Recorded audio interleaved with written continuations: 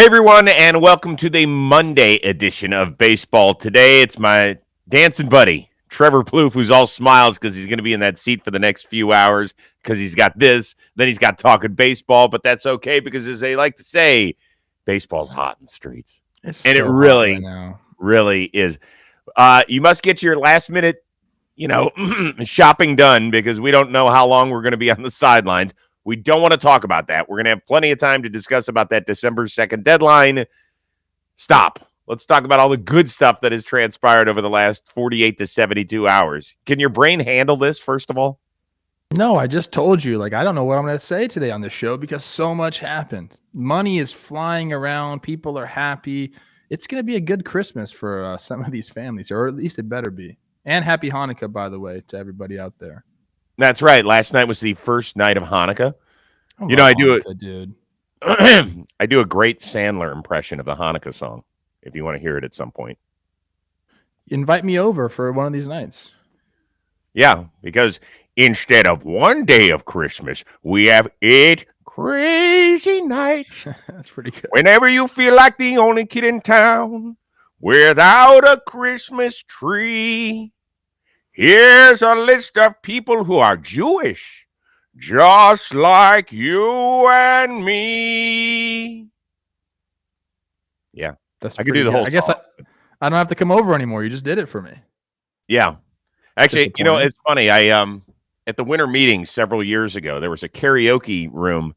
It was down in San Diego, so I was like, "It's that time of year." So I busted out the Hanukkah song for everybody, and it was quite interesting. That's why you're a legend. How was your Thanksgiving? It was good. It was really, really good. It was nice to see everybody. Josh and his girlfriend came into town for a little while, although not on Thanksgiving. They came the day after, so it was great. We had like 10, 11 people at the house. It was very nice. And you? Same. Just real tight family, immediate family was over. My brother drove up from San Diego. My sister, everyone was here. It's a good time. Cool. All right, let's get to it. We'll also tell you how you can save a little bit of money in the JOMBOY Media shop. That is all coming your way. But nobody's saving money these days. Everything's got to go. Everything must go. And we know that the New York Mets are re-engaged this morning with Max Scherzer on a multi-year deal, maybe 3 or 4 years, although it's not a done deal yet, so several teams could still be in the offing. And then Corey Seager's expected to sign in the next 24, 48 hours or so as well. So which one of those two free agents are you more interested in following as of right now? I love both of these scenarios. Seager, there's still talks about Texas and the Dodgers want him back and all this stuff going on with him. I like that, but I think the most interesting signing that's probably going to happen the next 40 hours is the Max Scherzer signing. Like you said, it looks like the Mets are the front runners for them, or for him, his services. And I want to see, what Uncle Stevie does here. How much is he going to break out? Is he going to go the extra year? Sources are saying it's going to be somewhere between 40 and 42 AAV, which is awesome for Mad Max. And he's looking to get that extra 4th year. I said a couple days ago, the Mets might be my team next year. And they went out and made some amazing pickups.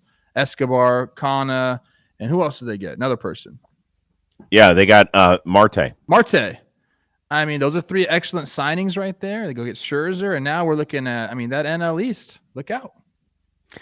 So a few things. Joel Sherman, the New York Post, is reporting that he has heard 3 years, $129 million on the table for Scherzer, which would be a $43 million a year AAV. That certainly would make it interesting. But then again, this is a guy who's 37 years old. I don't expect him to get more than 3 or 4 years. For Seager, to me, that's the big question. How long is he going to end up getting paid? In part because when you bring him in, whether it's for 10 years, 12 years, 8, I don't know how many years it's going to be. At some point soon, he's probably moving to third base. So 2 things are going to happen here. He's going to set the market for whatever Carlos Correa is, and then Correa is going to go 15% above that, most likely. And you're paying a guy to play shortstop perhaps this year and next year, but then as a third baseman moving down the road. So it's kind of an interesting sliding scale. I'm paying a guy that's a shortstop today, but most likely a third baseman sooner rather than later. I think that's any shortstop that you give a contract to. I mean, it's very hard to stay at shortstop your whole career. Well, And if you do, like DJ, you're going to get yelled at for it. People are going to make fun of you for how bad you become at shortstop, even though it's not your fault. Shortstop is a young man's position. There's no doubt about it. So the Seager thing, I mean, obviously you're going for the bat at shortstop. But, you know, if he continues to hit, their base is just fine too. You need premium defenders all over the infield. Except that Brandon Crawford just played at an MVP level at age 34 this year's shortstop. Now, he might be in the anomaly, the outlier. Yeah, he is. But a guy like Correa, you and I don't see him moving off shortstop anytime over the next 5 or 6 years. With Seager, it could be the next 2 or 3. Don't you agree? It depends with Carlos. I mean, I could definitely see him at some point moving off of shortstop. He's another big guy. These guys are big guys, and, you know, you end up gaining some weight, losing like a step, a little bit of your lateral quickness. You know, C Rose, how that goes. Don't have that lateral quickness. Can't. But yeah, if the Rangers go and do something silly and they go get Seager, I mean, think about the infield they could have there. Even if they can move Seager to third base right now, put Semien at second base, and they have Connor Falefa, they can put him back at shortstop. Like, that'd be fun. I don't know if that's going to happen. Totally I think we'll talk about that a little bit later, but yep. I want to see Scherzer sign today, and I hope it's with the Mets. I think that makes for an awesome story, and like I want to focus on the Mets this year. I think it's going to be cool. Okay, but isn't it kind of interesting? So around the trade deadline, I thought I remembered the rumor that Scherzer did not want to go to the Mets. Remember, he had a full no trade, and so you heard he didn't want to go there, that he wanted to head out west. So now that he is, he wanted to go to a winner. When you get traded, he wanted to go to a winner. Now he's talking about at the time, the Mets were still very much in contention. Now, I know that the Dodgers were up laps on the other wild card team. That we didn't know if they were going to win the NL West, but they were going to make it to the playoffs, definitely. And the Mets were going to have to battle the last 2 months of the year to have a shot to win that NL East. I get that. But at least we had heard the rumblings that he didn't want to go there. You think it was strictly... And by the way, there's no guarantee if he signs with the Mets right now that they're going to be any better. Oh, I mean, obviously they're going to be better with the moves they made, because they haven't just made one move, and I don't think they'll be done after that either, which is good, because this is what we talked about when Steve Cohen bought the Mets. We're like, this guy's got unlimited money. Like, let's see what he does for the sport. Is he going to bring the Mets back into prime time, go out there and spend some of it? It's kind of been a weird thing with him. Like, he's sort of done it, but not really. He's been on Lindor, which is awesome. Then he's missed on some people. I guess he got fired up with Matt's agent and said, you know what? I'm going to go pay these other people instead. Okay, so let's move on to the Mets making a big splash over the last several days. Talked about the 4-year deal for Starling Marte. Talked about the 2-year deal for Canna. Eduardo Escobar is coming to town. All those guys are in their 30s. Does the age of the Mets free agents worry you at all? No, because they're short deals. They're short deals. The Canna deal and the Escobar deal are both 2 years. Scherzer's going to be like a 3-year, maybe a 4-year deal. And then Marte is a little bit longer. So, I mean, look, you don't want to have a ton of, 35 to 40-year-olds on your team, because that's usually not going to work out. But I think people saw what the Giants did last year with some of the older guys and said, look, we could figure out a way to keep these guys rested and in shape and feeling good. There's a way to do it. And you know what? You're not going to replace experience. I think that is something that got lost when we started just going straight up analytics. Like, let's get these 22-year-olds up because they're making less money, and you can extrapolate the same value from them. But the experience factor in these playoff pushes and just having these guys around, maybe some of the younger guys, I think teams are starting to realize that really means something.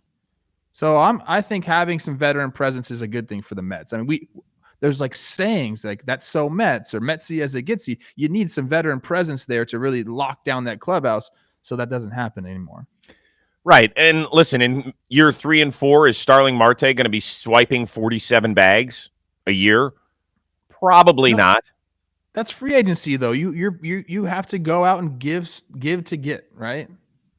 Well, they want those first 4 years to be good. You got to give some money and realize that maybe he's not going to be the same player at the end of the contract. But that's what free agency is all about. But should it be? I mean, we say that's what free agency is all about. You're paying for hopefully 1 or 2 great years on a 4-year deal, and you'll deal with years 3 and 4. Is that really the smart way to run your business? Yeah, because you'll miss out on these guys if you don't do that.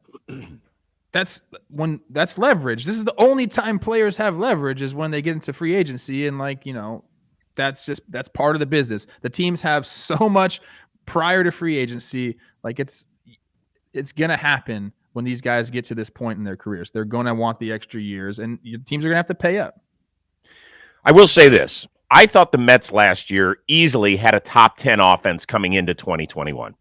They were as disappointing an offense as I can remember, because I looked at them, and maybe I was short-sighted because I was fooled over the 60-game season, but there were some guys that just did not produce. Conforto did not have a good first half. Dominic Smith could not find it at all. They just had guys and Lindor, it took him 4.5 months to get comfortable there in Queens. So James McCann never really got it going. He was a big free agent signing a year ago. These guys have got to produce, or they're going to sit there and they're going to get blasted. If on May 18th, almost 2 months into the season, these guys aren't doing anything, what are the papers going to be writing? What are all the talk shows? What are we going to all be talking about with the Mets? We're going to be like, they misspent again. They overspent on these guys. You have to produce. If you sign a 2-year deal in Kansas City and you don't get it done the first 2 months, fine. No big deal. Might stink for some people in Kansas City. It's not going to be a big deal. It will be a national story if the Mets sign 3 or 4 huge free agents and they're not producing 6 to 8 weeks into a career. It will be, but that's just because we make it that way. Guys in the clubhouse are not going to be freaking out on May 18th about how their season is going. And we need to learn as media members, things can change. It's a long season. We shouldn't be reacting on May 18th. Like, I know it's fun to talk about it, and for whatever reason, we love to talk about failures more than positives. Mm-hmm. Maybe on this show we can change that. But I don't think they're going to be looking at May 18th being like, what did we do? Now, talk to me in July around the trade deadline. Then we can say, okay, let's see where we're at. But look, if you're a Mets fan, you have to be happy with the way things have turned out so far this offseason. Even going into last year, signing Lindor to that deal, you're picking up all these guys. If anything, you got a great, fun roster to be excited about, and still more to come. So this is kind of everything that Cohen has promised. And I don't love the guy, but you kind of have to give credit when credit is due. Like, he's went out and put his money where his mouth is. All I want to say is this. I love the moves by the Mets. I think you have to take chances.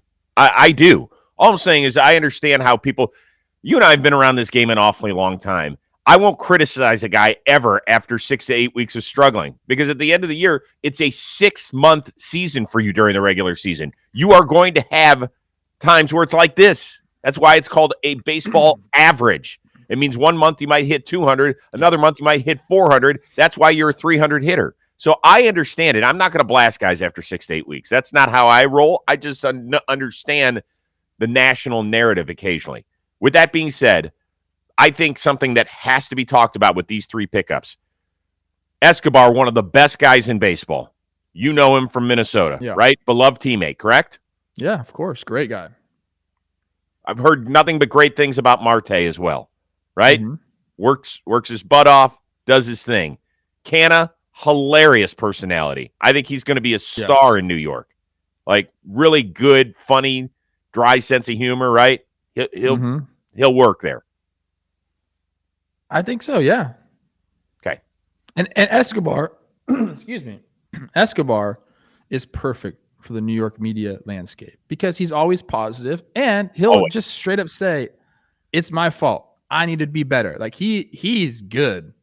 Like, New York media is not going to affect him at all because he knows what to say already, and that's just natural for him. He's a hard worker who has fun. Maybe that'll get him into trouble a little bit with, like, maybe smiling a little too much. For some reason, New York media doesn't want people to smile.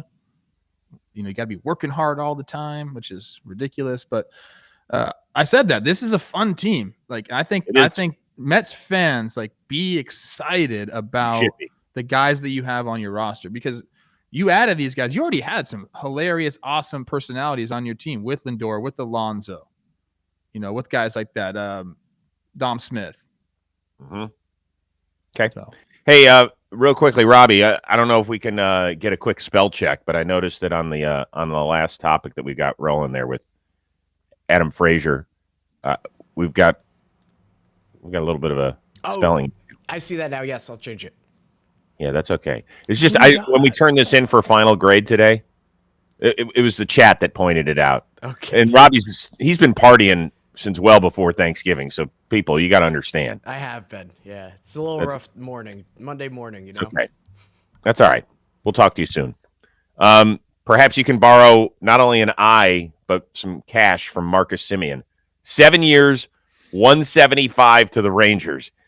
This is a team that has struggled in recent years. Do you think that he's just going to wilt down there in the Texas heat, or because they're starting to make some other moves, you're feeling like, okay, they're going to get this thing turned around sooner rather than later, and Marcus Semien will actually be on the map still? I don't know. There's a strong possibility that he wilts away in the Texas heat while counting that money and being very happy with his life.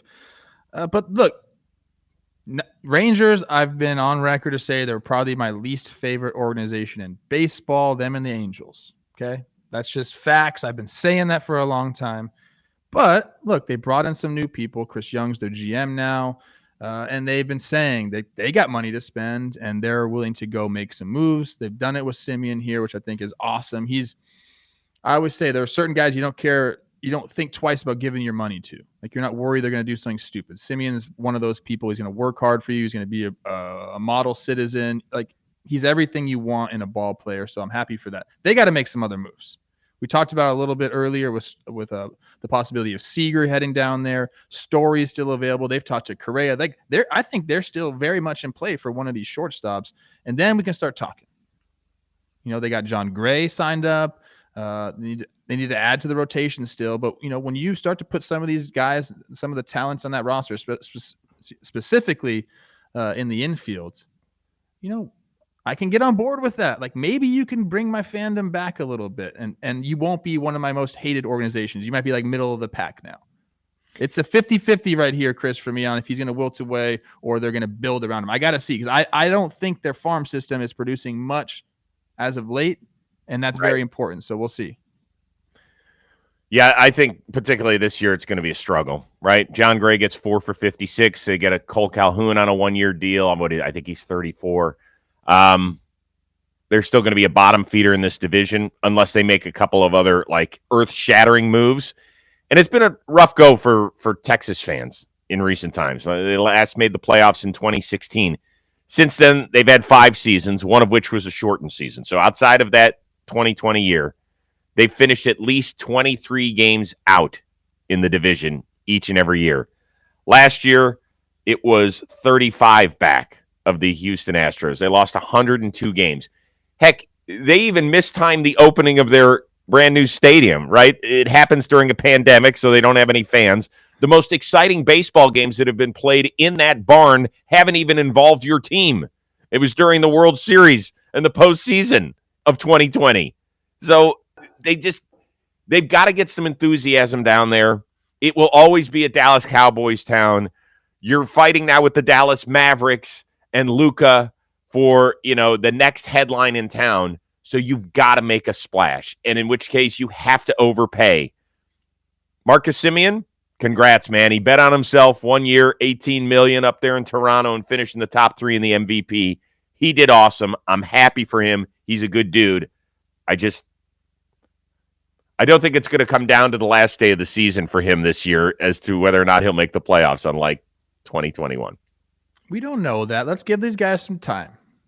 I'm hoping they prove me wrong. And someone in the chat just said they got 6 prospects in the top 100. Okay, good. I know some of them. Josh Jung has a great neck. We've talked about that on Talking Baseball. They're currently the 11th ranked overall farm system. I hope they get some guys up there that can contribute and be players. I want baseball in Texas to be good. Houston has taken over the state from you, Rangers. Yep. Like, you got to go grab that thing from them. And I don't think it's happening anytime soon unless we see at least 2 or 3 more moves, right? Right now, do you want to bet if I set the over-under on wins as you see it right now at 76.5? Oh man, good line right there. I'd probably take the under. I don't think it's going to be Would much definitely under take that. the under. I'm going to help you. It would definitely take the under. Wait, I'm banking on a shortstop going there. So if I just take that out of my mind, yes, definitely under. With their way their roster is constructed at this very moment, yes. Yeah, we can slide the scale. In fact, that'll be our fun little game with the Texas Rangers. Yes, go ahead. I want to just make one more point about Marcus Semien, and we talked about this a little bit pre-show. I saw this guy struggle when he first came up. Defensively, not good. Not great with the bat, but the amount of work that he put in to become a good defender, and Ron Washington deserves a lot of credit for that.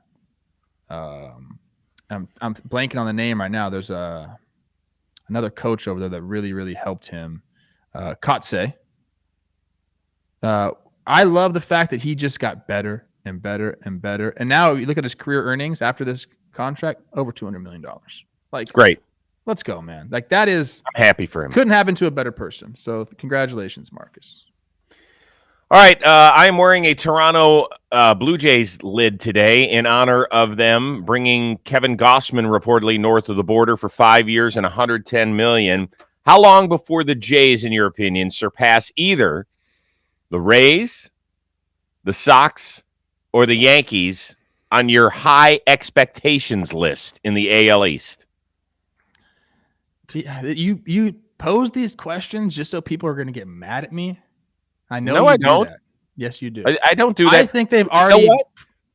We're not doing our job if we don't ask the really fun, difficult, challenging questions. What do you want to lay up?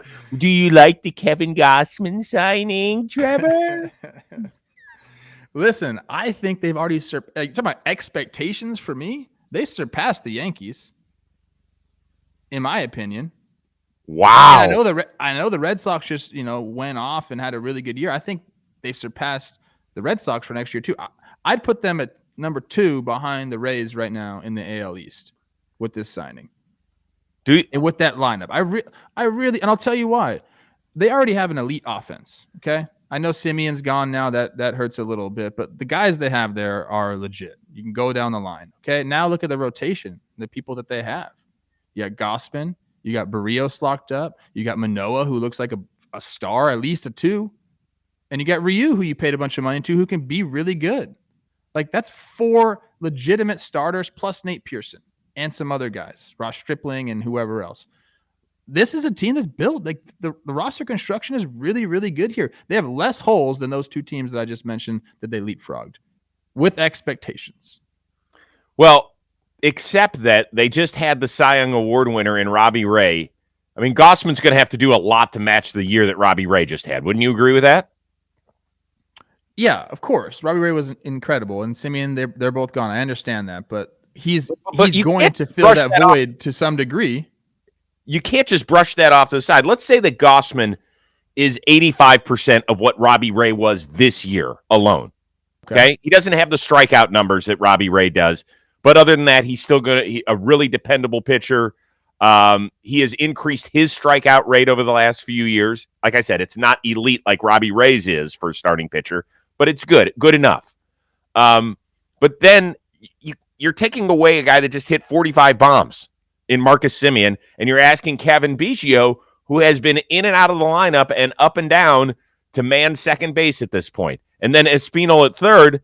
This guy's got less than 150 games in the show. In my opinion, they've got to get better in one of those 2 spots, perhaps via a trade.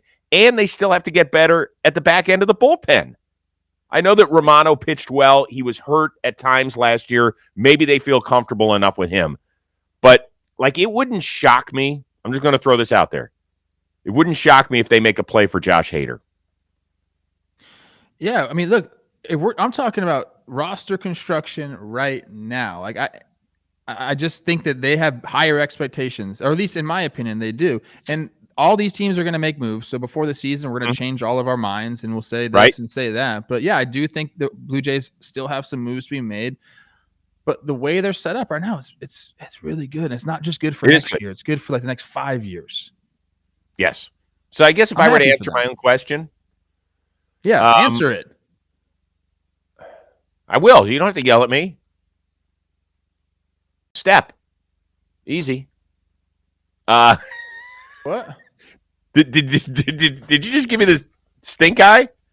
No, I'm looking over here at some notes, bro. Answer the question. Stop worrying about me. Okay. I would put them above. Yeah, I guess I'd have them second as well. I told you. There are some holes in these teams, and they can improve as well. Obviously, the Yankees can improve. Everyone is out there ready to make moves before Wednesday and when we have a lockout. But if you're just looking right now, I mean, I don't know. I like their team. I liked them last year. They fell a little bit short. There were some really good teams, some overachieving teams. And Red Sox overachieved last year. The AL East is tough. We'll just say that. Yeah. By the way, things are flying off the shelves in baseball land. Same thing when it comes to Cyber Monday. So we want to save you money today. 21% off anything, all items in the JOMBOY Media Shop. So go to the link that's attached here. And if you spend $100 today, you're going to get 30% off of a purchase in 2022. So we're saving you dough today, and then we're saving you money in the next calendar year too. So we're all about getting you good items for the holiday season. I know we're right in the middle of Hanukkah, as Adam Sandler told us earlier, So go save some money. You wanted to do it again, didn't you? You wanted to get back into your Adam Sandler voice. I did. Tell your friend Veronica it's time to celebrate Hanukkah. The owner of the Seattle Supersonicers celebrates Hanukkah. O.J. Simpson, not a Jew. But guess who is? Hall of Famer Rod Carew. He converted, I love Rod Carew. Gosh dang, man. Your buddy. I think we're gonna talk about Rod Carew right now, aren't we? Well, we're gonna talk about his team that he won like 7 batting championships with or whatever. Byron Buxton making a 7-year, $100 million extension. Also has a no trade clause in this thing. Yeah. So we thought maybe at some point he was going to get traded last year, or maybe in this offseason if they couldn't come to a deal. That will not happen. So did the Twins overpay their oft-injured budding star, or did Byron Buxton settle with just 1 year to go before free agency? If I had to pick a side here, I'd say Buck settled a little bit. The Twins 100% didn't overpay for anything here. I think it's a great deal for them. I don't care about the no trade clause. I'm reading that was a big factor in Byron's negotiating, which is telling for a player. I think it's awesome that he wanted that.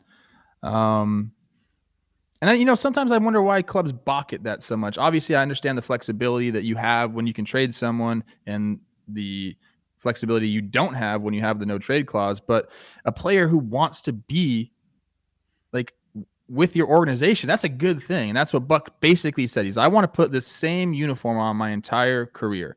And if he stays healthy, and obviously that's a big if. He's had some freak injuries, stuff like that. Hasn't been. I think they said he's played 50% of the game since 2017.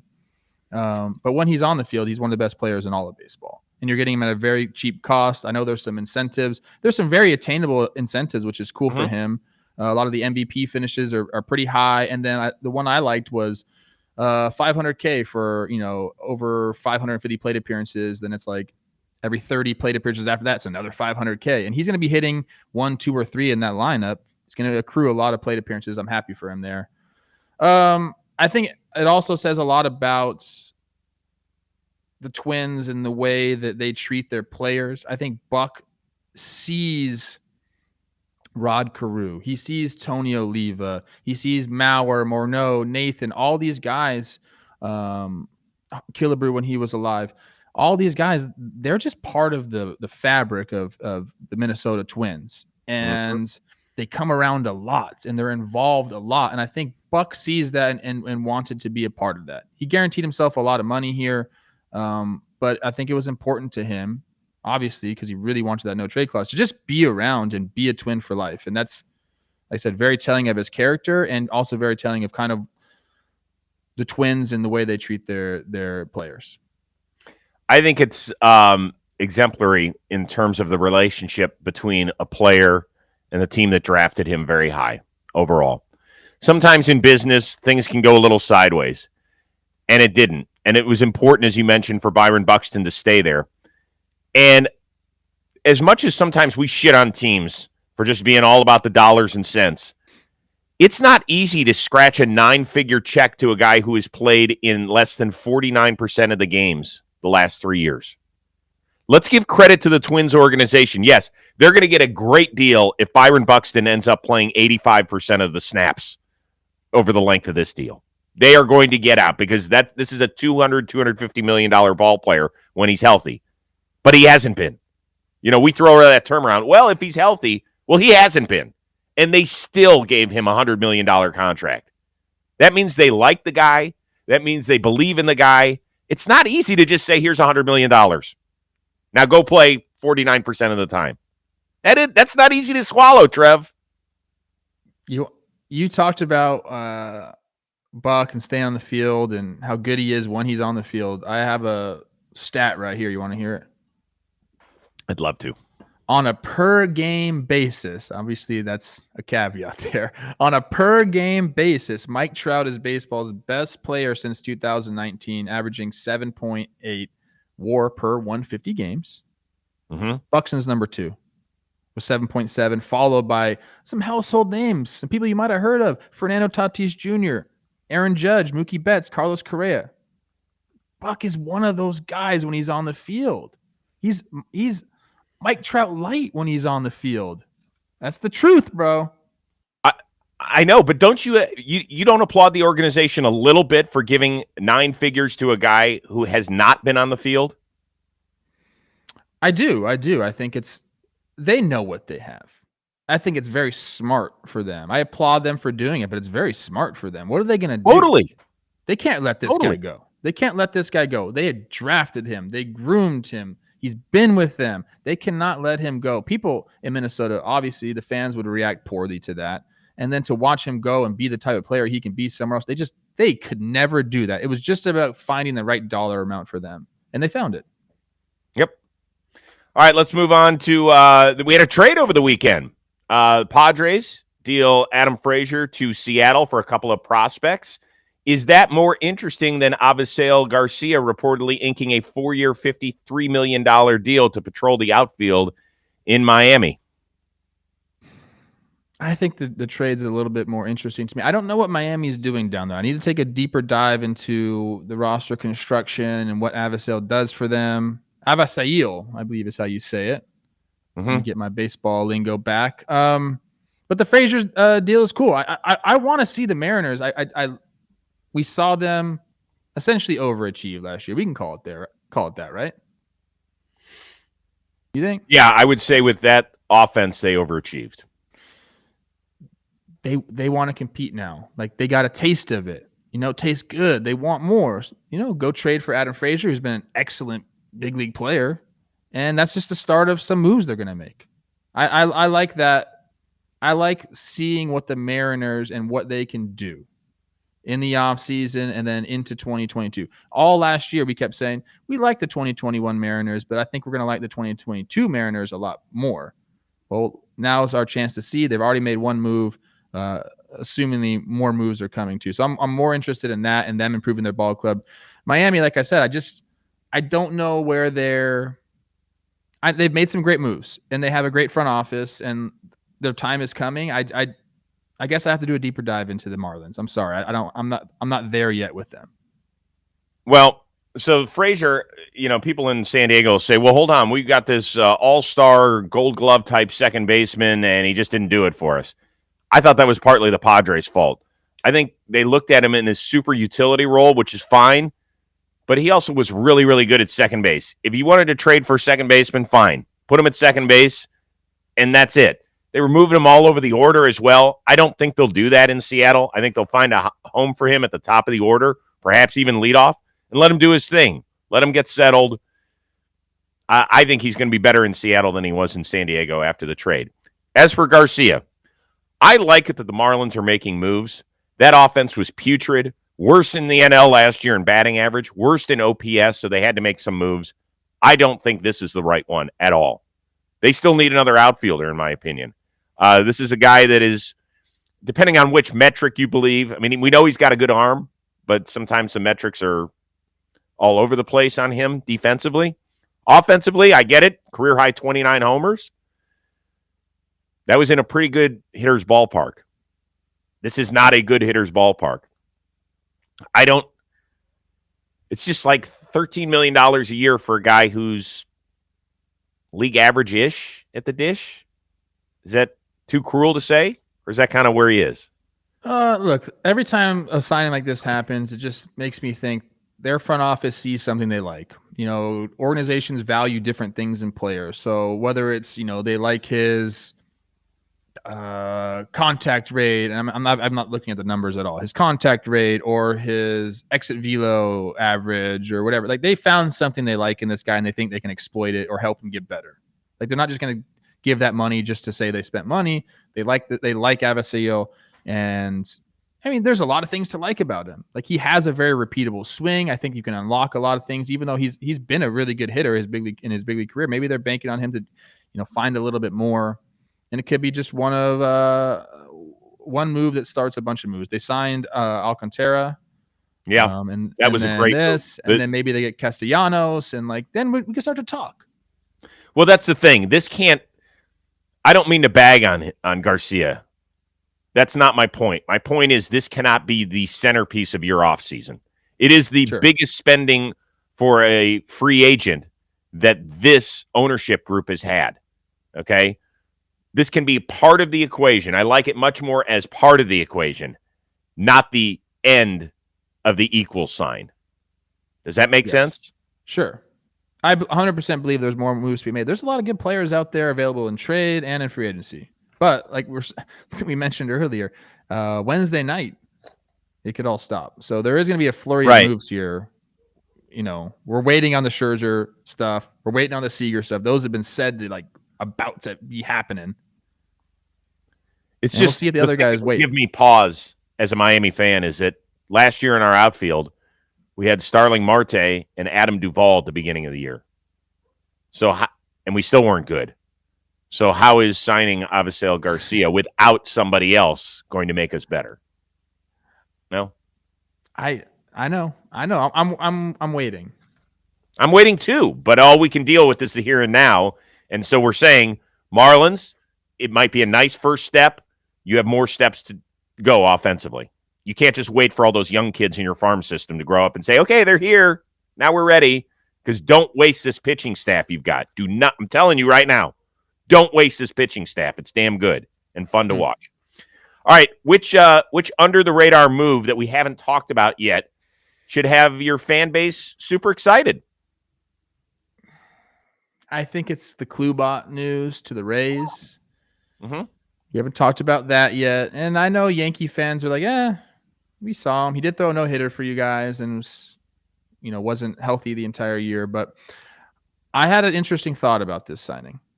One, it's funny. It's fun because it's the Rays and we know how they handle their pitching and everyone's like, they're going to teach Kluber. He's going to win the Cy Young and all this, blah, blah, blah. Well, he's already won the Cy Young, people. Okay. Twice. Okay. He's nasty. What I really think they're doing here, I swear to you, I'm being completely honest with you. They want to know how he throws his pitches, his cutter and his slider. Like when he was dominant, those were some of the nastiest pitches in baseball. If they can have him around their pitching staff and their front and their player development, where's the grip? Where's the finger pressure? They're going to get a chance to put him in front of Edgertronic cameras and really sync everything up and find out exactly how he holds it and throws it. And now they can teach that to other pitchers. That's the crazy thing that's happening in the game right now with pitch design is you can say, hey, do you remember how nasty Kluber was? He can teach us how to be that nasty. We can learn to the degree of the fingertips how to do this. I think it's an incredibly smart move by the Rays. Yeah, you're going to get him to eat some innings for you, but you're also going to get him around your pitchers, and you're going to get to learn a lot from this guy. So, kudos. By the way, in the chat, Ed Frazier said I sound like the Monday morning grump. And then he added, I love you anyway, Rosie. So I appreciate you following that up. I'm not the Monday morning grump. I'm trying to say that as excited as I am about all the moves, not all of us as baseball fans are going to be like, yes, that's the best move ever. So we have to add some perspective here. You can't just, it's not just a fantasy baseball draft and you're like, this is great. Like some teams stink because of decisions that they make in the offseason. It just happens. So I'm trying to lend some love. I want the Marlins to be better. Miguel Rojas is a part of this family at JOMBOY Media. He is a critical part of the Rose rotation. Now, Miggy's always happy, but I want him to be in a pennant race. Yes. I want him. So I'm trying to help get them. I'm trying to help them. Is the East going to be a good division this year, or is it going to just be absolutely abysmal like it was last year? You know what? I think a lot of it actually hinges on what Philly does. Washington, they're in a tough spot. You know, they've got Soto, and they don't have a lot else going for them right now. Braves are going to be great. Mets are going to be super interesting. Philly, to me, is the swing team. You got to have more than two interesting teams in a division to make it worthwhile. So if they make the right moves, which takes me to my answer of the most under-the-radar move that a team should be excited about, a guy leaving Philadelphia and going to Houston, Hector Neris. Now, at times, he was abused by Philly fan who's like, this guy's supposed to be great. He wasn't great. Everyone. I know they do. I know. And it didn't matter what they did, whether it was homegrown guy, via trade, free agent signing. They have not gotten the bullpen right in years. And Hector Neris was not perfect in Philadelphia, but he's a strikeout machine. He's got one of the top strikeout rates for a reliever in baseball. I think he's got the most strikeouts of any Phillies reliever ever, I believe I read over the last few days. It's a 2-year, $17 million deal. I get it, 8.5 AV. And if you're in Houston, you're probably thinking, well, hold on. Kendall Graveman, who was great for us after that midseason trade, just got 8 a year from the Chicago White Sox. We couldn't have done that with him. Hector Neris might not be Kendall Graveman. I think he's still going to give you a solid performance. He's not a closer. I think he's a really good setup guy. He can close for you. He is not a closer. There's a big difference. I think he can be a closer. I played with the guy. He's nasty. When he's on, like, getting ahead of hitters and he's able to just go to that split, like, he's nasty. Except he walks too many guys. That's the thing that drives me. You got to get ahead. 100%. You got to get ahead. That's the kind of pitcher he is. He can put people on base, but he does have the strikeout stuff, the swing and miss stuff. And, like, that's what teams are looking for. Like, if you have whiff stuff, like, they'll figure out a way to get you around the plate to put you in those positions to get those swings and misses more often. But I agree with you on the whole Kendall Graveman thing. Any team could have had Kendall Graveman for $8 million a year. That's a joke. And the White Sox, who are plumb with relief pitching, went out and got him. What is going on? What are organizations doing?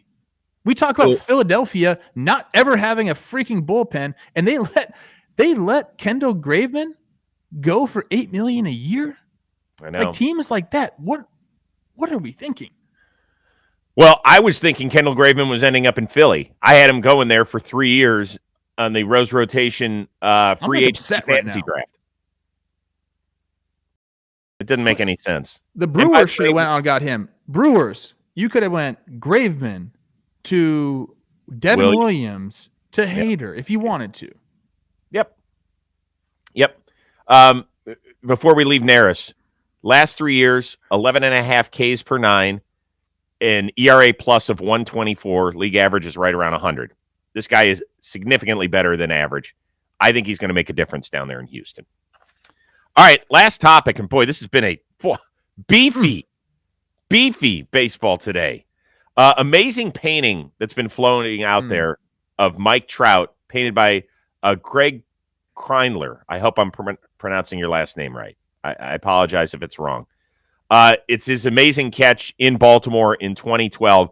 I mean, you do double take because you think, my God, that's just a freeze frame of the video. It's not. That is a painting.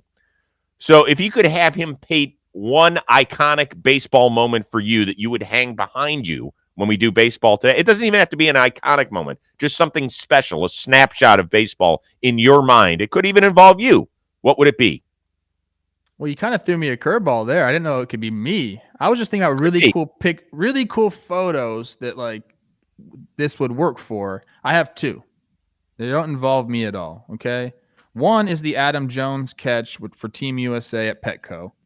Great one. Which is very similar to the Trout catch here. But like the fans right there and their facial expressions are awesome. Number two, and this is one's a little bit closer to my heart. Although I was not at the park on this day, it was Jim Thome's walk-off home run at Target Field in 2010. And there's this picture, it's behind Jim, and he's a massive human being. So like he's big in the frame. And then it's everybody at the plate waiting for him to come home. And the facial expressions there are absolutely priceless. Joe Mauer looks like a little kid, like, you know, just like he can't wait. Denard Span, same thing. I'm not even looking at the picture, but I can just see it in my mind. It's an incredible photo. And I think that one would just be, it's amazing. I think Robbie's trying to pull it up right now.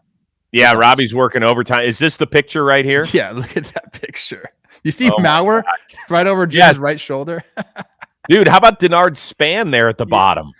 That's like childish joy. You know, that's when baseball's a game, people, and like it's a fun game. Look at this picture and just the reactions. These are grown men reacting this way. Hey, by the way, shout out Robbie Scirocco, the best producer editor in the business, for pulling that up so quickly. Makes up for your spelling error earlier in the show. Who's the guy wearing the warm-up jacket? He's got the That's Matt Capps. Oh, that's Matt Capps? Yeah. There's Carl Pavanos in that picture. Kubel. I mean, a ton of people, man. A lot of fun right there. Kubel, good Southern California guy, by the way. Just to let you know. Palmdale. All right, for me, I wrestled with this, and it's hard to believe, but it's one of the most crushing games I've lived through as a Cleveland sports fan. Game 7 of the 2016 World Series. Rajai Davis with the game-tying home run off of Aroldis Chapman to tie it at 6 in the 8th inning. Incredible at bat. If the game's ever on TV, or if you just want to go look at it on YouTube, pitch after pitch after pitch, and he gets a slider, and he hits it off the camera, and with him going around first base where he's pointing to the sky like that, I had one of those, I haven't had a lot of these moments, a blackout moment.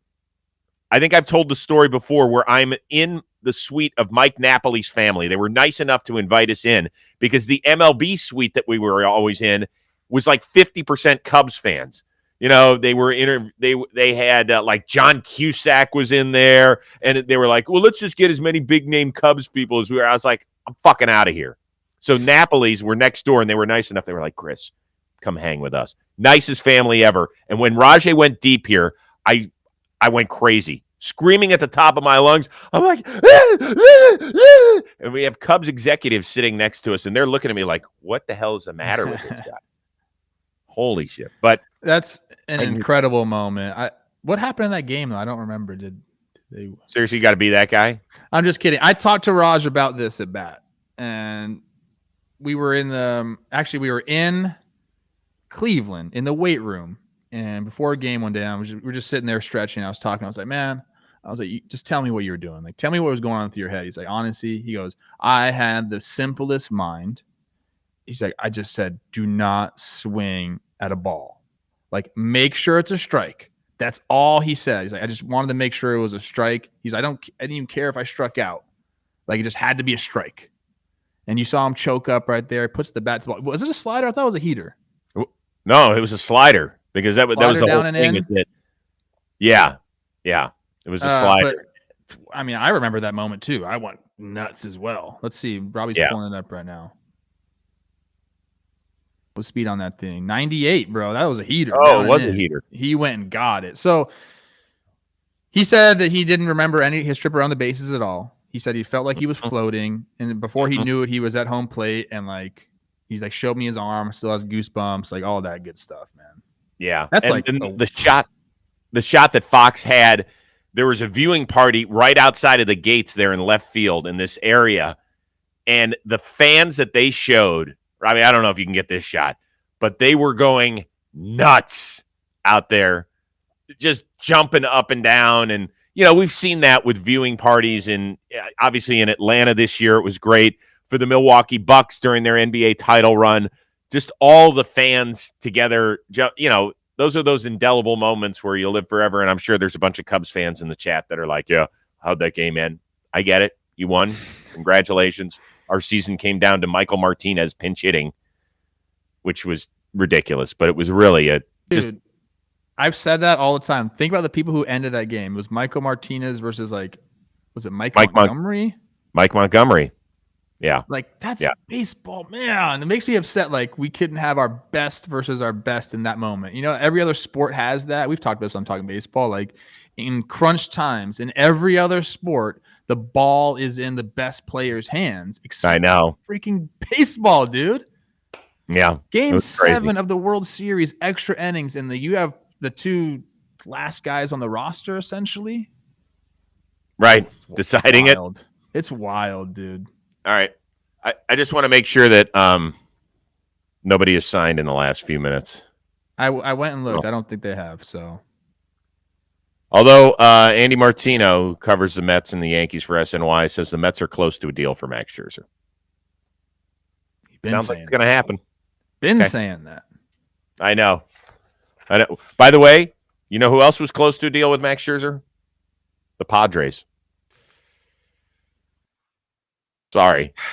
Don't do that to them. They're hurting after 2021. They're hurting.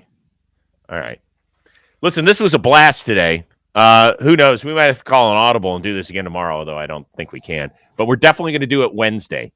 We're gonna have a ton of stuff to do. What's the matter? You that look was like a big smile. No, that wasn't. It looks like you just drank a shot that you didn't want to. That somebody forced you to have a limoncello or something. Ooh, I like limoncello. I can't believe you brought that up. My neighbor makes an incredible limoncello. Gets you effed up. I did my first shot with our 21-year-old son on Friday night. What was it? It was a limoncello, actually. Yeah. Okay. When we all went out to dinner. So that was kind of fun. Hey, maybe this is a preview for what's going to come next year. A little bit longer. Never know. Never know. Never know. Don't forget, go to the JOMBOY Media Shop. Go get 21% off of any item in the store here on Cyber Monday. Go save yourself some money. And if you spend $100, you're going to get 30% off of an item that you buy in 2022. Very simple. Save money today. Save money in the future. What do you got there, Plouffe? You ready to go lace it up? This is a brand new one. I can't even close it. Wow. Beauty, though. All right.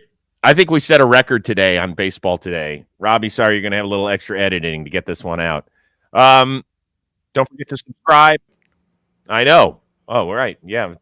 Then we're just going. We don't edit. We don't edit. Edits. Yeah. Oh, I didn't know if you were putting in an extra video and cleaning it up or not. Probably not. All right. Keep tuning in here, JOMBOY Media. When there's something happening, we're going to react to it over the next few days. We're not going to run taped programming like some other networks that I may have worked for did. So that's not what we're about. I turned on the TV last night as I get home. Huh? If something crazy happens, like there's a possibility you and I jump on IG Live. I'm just saying. We should. Totally. We'll see. Oh, here? We're going to do it here, Robbie? I probably won't be able to be at my computer, though. That's the only gotcha. thing. Yeah, but I mean, why not? What are you, golfing today? I have stuff to do. I'm a busy man. What do you have to do? I'm golfing tomorrow and Thursday, and then on Monday the following week at this beautiful charity event in Las Vegas at the Wynn Casino. What? I need details the next time we do this. All right. Go do a little talking baseball with, I think Jimmy's back in the office today. Papa Jimmy. Full team today. Awesome. Robbie Scirocco, great work as always. Thanks very much for listening and consuming the content. Go shop at the JOMBOY Media Shop. Save your 21% and then 30% next year if you spend $100. We will see you again on Wednesday here on Baseball.